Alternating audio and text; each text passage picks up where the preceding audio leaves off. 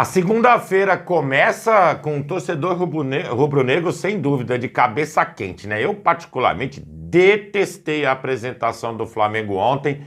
Até sonhei com o Fabrício Bruno dando aquela tirada de bola para cima do Michael. Galera, aquilo foi a coisa mais ridícula que eu já vi no futebol. Sai daqui, criança, você não joga. Foi mais ou menos assim.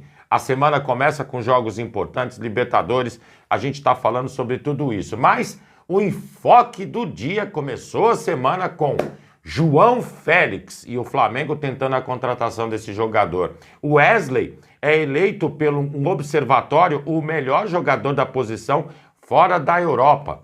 Também tem Arrascaeta falando sobre o jogo, entrevista coletiva de Felipe Luiz, Rossi também comentando sobre o jogo e situação de Everton Cebolinha em notificação divulgada pelo Flamengo. Fala galera rubro-negra, estamos chegando com mais um vídeo aqui no canal Camisa 10 da Nação. O seu, o meu, o nosso canal de notícias e informações do Flamengo. Esse Flamengo que a gente tanto ama. Mas antes de começarmos com as notícias, gostaríamos de pedir a você que acompanha o nosso canal e ainda não é inscrito, para se inscrever aqui embaixo no botão inscreva-se, ativar o sininho da notificação, porque assim, sempre que postarmos um vídeo novo, você será notificado e, claro, deixar também o seu like e o seu comentário, porque isso ajuda demais o nosso trabalho e é muito importante para nós. E como sempre falamos, galera, é rapidinho, papum, e deu. Assim é. Bom, bora começar então com as notícias. De cara já vou falar de João Félix, que é o nome que está balançando o noticiário do Mengão. O português tem 25 anos, ele joga para meio campo ataque. Hoje ele pertence ao Chelsea, mas está emprestado para o Milan da Itália. E galera, o Flamengo está abrindo negociação por esse jogador. A princípio interessado em empréstimo e querendo o valor do passe fixado. Aí me ocorre o seguinte, em uma das declarações do Boto, ele falou que o objetivo é contratar jogadores jovens e com experiência, na plenitude física. Eu concordo plenamente. Claro. De verdade, concordo muito. Aí fica aquela pergunta na cabeça, mas peraí, por que está investindo num cara de 33 anos que se contundiu, até de maneira grave, nos últimos dias, o caso do Jorginho? Não tem nada meio esquisito aí, não. Quem trouxe essa notícia do interesse do Flamengo foi o Vene Casagrande. E pelo que ele está dizendo, as conversas elas estão bem avançadas. A briga, mais uma vez, quando é jogador que o Flamengo quer, é sempre desse jeito, é intensa. Inclusive o próprio Benfica de Portugal e outros clubes da Europa têm interesse no atleta.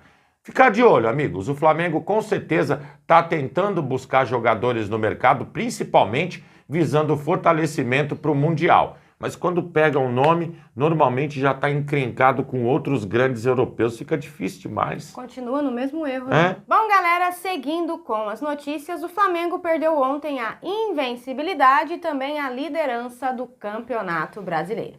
Na coletiva após o jogo, Felipe lamentou o resultado e disse que o Cruzeiro conseguiu bloquear a forma do Flamengo jogar. Mas ele afirmou o seguinte, abre aspas, ainda assim foi um jogo muito igualado, na qual tivemos nossas possibilidades de virar. Mas, infelizmente, não aconteceu e eles conseguiram o gol de pênalti no final do jogo.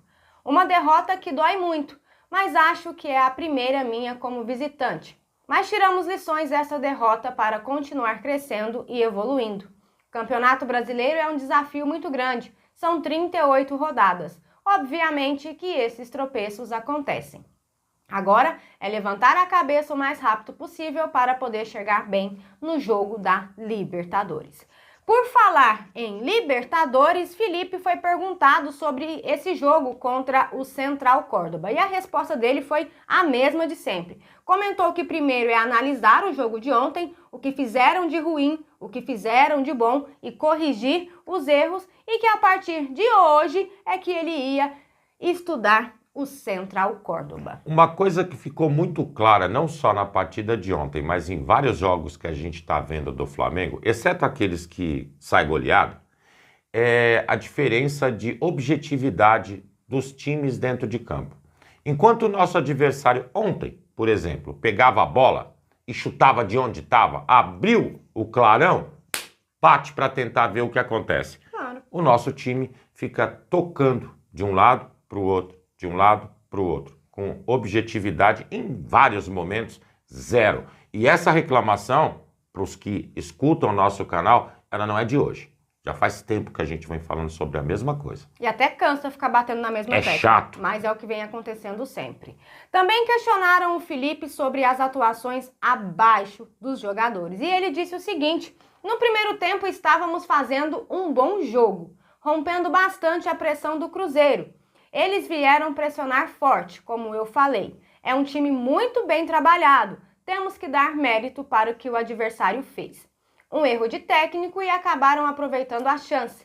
Mas o time em nenhum momento se abalou, continuou jogando. Claro que tecnicamente não estávamos na nossa melhor versão, mas temos que passar a página rápido e saber que as derrotas acontecem. O futebol é um desafio.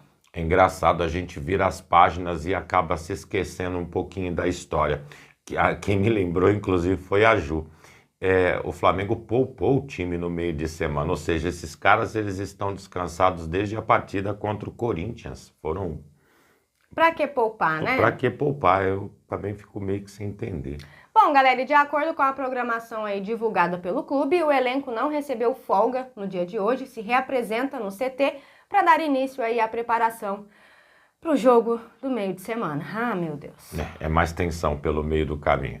Flamenguista, começou uma semana complicada para nós, hein? Seguindo com as notícias, o Observatório Internacional do Futebol, vez que outra, está falando sobre as revelações, sobre os jogadores que têm bom desempenho, principalmente dos jovens pelo mundo. E eles elegeram o Wesley, 21 anos hoje, como sendo o melhor jogador da posição do mundo fora da Europa. Ou seja, é mais uma aproximação que esse observatório faz de uma saída do Wesley, não tem jeito. Quanto mais aparece como bom jogador, mais próximo de deixar onde ele está fica, né? Ah, com certeza, todo mundo tá de olho aí, né? E é um reconhecimento justo, apesar de ontem não ter feito uma grande partida, o Wesley vem numa crescente constante sempre, né? Ontem ninguém fez, né? Ninguém Pra fez. ser sincero. O Rossi. Tirando o Rossi. Por falar em Rossi, amigos, após a partida de ontem, ele passou pela zona mista e apontou o que faltou para impedir o segundo gol do Cruzeiro. O Rossi disse o seguinte: mais um pênalti. O Gabi tinha acabado de entrar e pegou a bola para bater. Mais um pênalti que sofremos contra.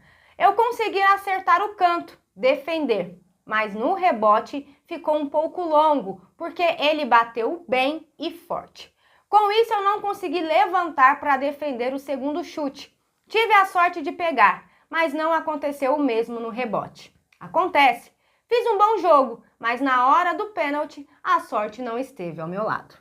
E até chama o Rossi nessa circunstância de, poxa, coitado, porque o Gabriel bateu o pênalti, ele saiu correndo para buscar a bola e tentar novamente o chute. Galera, não apareceu um jogador do Flamengo para tentar ajudar. Pelo menos dividir a responsabilidade. Cara, tá todo mundo olhando.